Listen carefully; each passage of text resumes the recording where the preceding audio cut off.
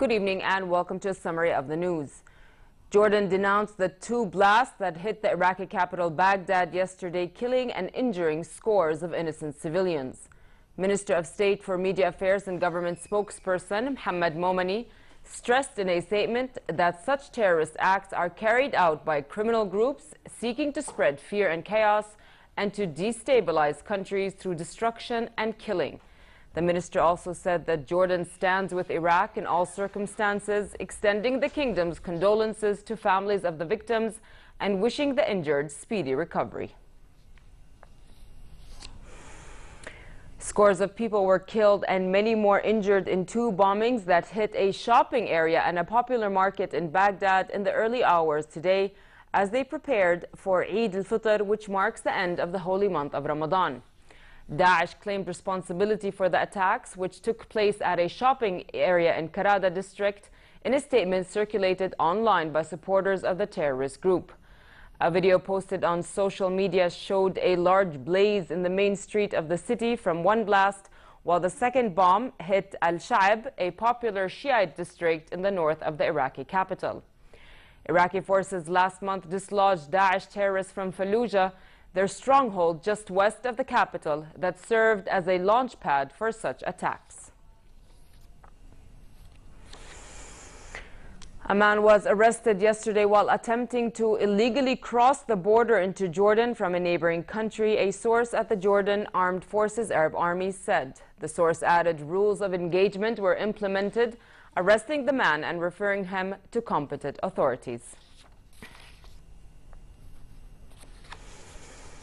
Prime Minister Hani al-Mulki said the government will rethink the unjustified real estate tax exemptions that did not achieve their objectives and will redirect them elsewhere in order to meet their objectives. Mulki said his government had recently taken measures to stimulate the real estate sector but had not sensed any increase in property registration activity at the Department of Lands. He said the government would assess and monitor the situation to make sure that the exemption meets their aims. Al-Mulki also said at an iftar organized by the Jordan Chamber of Commerce that he hoped the real estate market would pick up after the Eid al-Fitr holiday starting this week.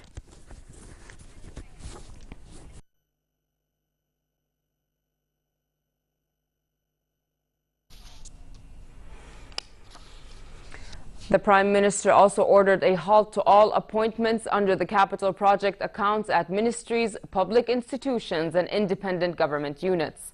The decision involves the automatic termination of all contracts of capital project employees upon the completion of the project or when its financing runs out.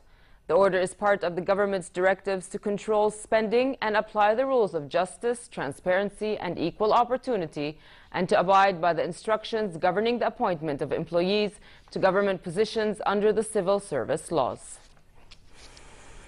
Around 20 Daesh terrorists, mainly foreigners, were in custody in connection with an attack last week on Istanbul airport that killed 45 people in Turkey. 13 of those held in custody appeared in Turkish court today to formally face charges. Here's more. Turkey says it has detained 24 people in connection with the June 28th suicide bombings at Istanbul's main airport. 13 of them appeared in an Istanbul court on Sunday to formally face charges.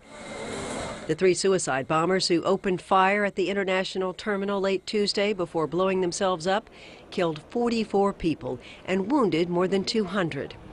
Turkish media says 2 of the suspected bombers have been identified as Russian nationals and that the attack was headed by a Chechen. Turkish officials believe the attackers were Islamic State militants, but say they appear to have relied on logistical support from cells inside Turkey. The Istanbul airport is one of the world's busiest aviation hubs and a symbol of Turkey's global standing. The bombings there were only the latest in a string of suicide attacks that have rocked the country during the past year.